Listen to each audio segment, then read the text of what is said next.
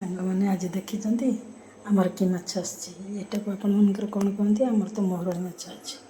ଏହି ମାଛଟା ବର୍ତ୍ତମାନ ମୁଁ ବାଛିବି, ବାଛି ସାରିକି ଭଜା କରିକି ତରକାରୀ କରିବି। ହେଲା, ତରକାରୀ କରିସାରିଲା ପରେ ଆପଣମାନଙ୍କୁ ଦେଖେଇବି ତରକାରୀଟା କେମିତି ହେଇଛି।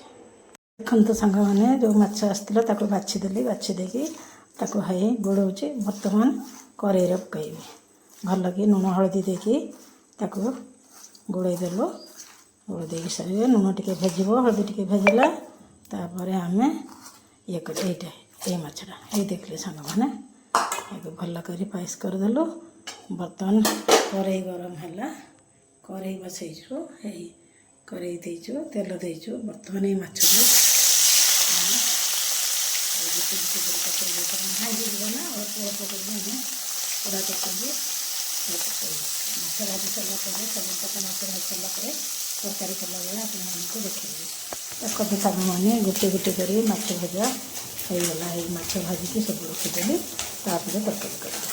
ଦେଖନ୍ତୁ, କଖାରୁ ଫୁଲ ବାଡ଼ି ରହିଥିଲା, କଖାରୁ ଫୁଲ ଆଣିବୁ।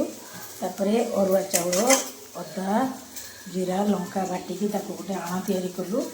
ତାପରେ ସେଇ କଞ୍ଚା ଫୁଲକୁ ଗୋଳେଇକି ଏଇଠି ଆମେ ଭାଜିକି ଗୋଟା ଗୋଟା ରଖିଛୁ। ଏଇ କରେଇର ବି ଏଇ ତାୱାରେ ଭାଜିଲେ ଭଲ, ଅରୁଆ ଚାଉଳ ଦେଇକି ଶୀଘ୍ର ଉଠିବ। এই ଦେଖୁଛନ୍ତି ସାଙ୍ଗମାନେ, ତାୱାରେ ଦେଇକି